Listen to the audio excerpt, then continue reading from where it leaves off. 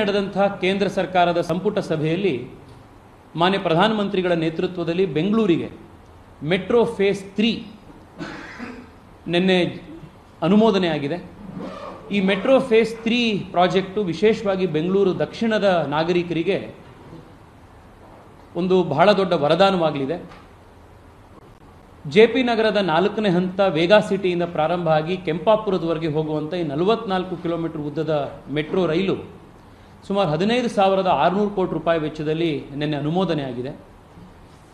ಈ ಮೆಟ್ರೋ ಕಾಮಗಾರಿ ಕಂಪ್ಲೀಟ್ ಆದ ನಂತರದಲ್ಲಿ ನಾವು 2029 ಒಳಗಡೆ ಇದು ಕಂಪ್ಲೀಟ್ ಆಗಬೇಕು ಅಂತಿದೆ.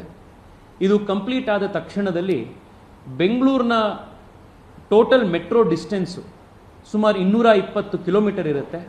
ಇದು ಕಂಪ್ಲೀಟ್ ಆದಮೇಲೆ ಸುಮಾರು 9 ಲಕ್ಷ ಜನ ಬೆಂಗಳೂರು ಸೌತ್ನ ಈ 44 ಕಿಲೋಮೀಟರ್ ಉದ್ದದ ಮೆಟ್ರೋ ಮಾರ್ಗದಲ್ಲಿ ದಿನಕ್ಕೆ ಬಳಸ್ತಾರೆ ಅನ್ನುವಂಥದ್ದಿದೆ. ಬೆಂಗಳೂರಿನ ಟ್ರಾಫಿಕ್ ಸಮಸ್ಯೆ ಬಗೆಹರಿಯೋ ದೃಷ್ಟಿಯಲ್ಲಿ, ದಟ್ಟಣೆ ಕಡಿಮೆ ಆಗೋದರಲ್ಲಿ, ಬೆಂಗಳೂರಿನ ಅಂತಾರಾಷ್ಟ್ರೀಯ ಮಟ್ಟದಲ್ಲಿ ಒಂದು ಆರ್ಥಿಕ ರಾಜಧಾನಿಯಾಗಿ, ಭಾರತದ ಆರ್ಥಿಕ ರಾಜಧಾನಿಯಾಗಿ ಸ್ಥಾಪನೆ ಮಾಡೋದರಲ್ಲಿ ಈ ಮೆಟ್ರೋ ಕಾಮಗಾರಿ ಬಹಳ ದೊಡ್ಡ ಒಂದು ಶಕ್ತಿ ಕೊಡುವಂಥದ್ದಿದೆ.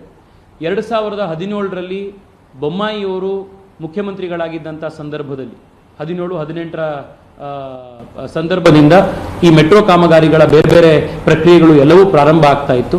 ಹೋದ ವರ್ಷ ರಿವೈಸ್ಡ್ DPRನ ನಾವು ಕೇಂದ್ರ ಸರ್ಕಾರಕ್ಕೆ ಸಬ್ಮಿಟ್ ಮಾಡಿದ್ವಿ. ಕೇಂದ್ರ ಸರ್ಕಾರ ರಿವೈಸ್ಡ್ DPRನ ರಾಜ್ಯದ ಸರ್ಕಾರ ಅನುಮೋದನೆ ಮಾಡಿದ ತಕ್ಷಣದಲ್ಲೇ ಕೆಲವೇ ತಿಂಗಳಲ್ಲಿ ಈ ಅನುಮೋದನೆ ಕೊಟ್ಟಿದೆ.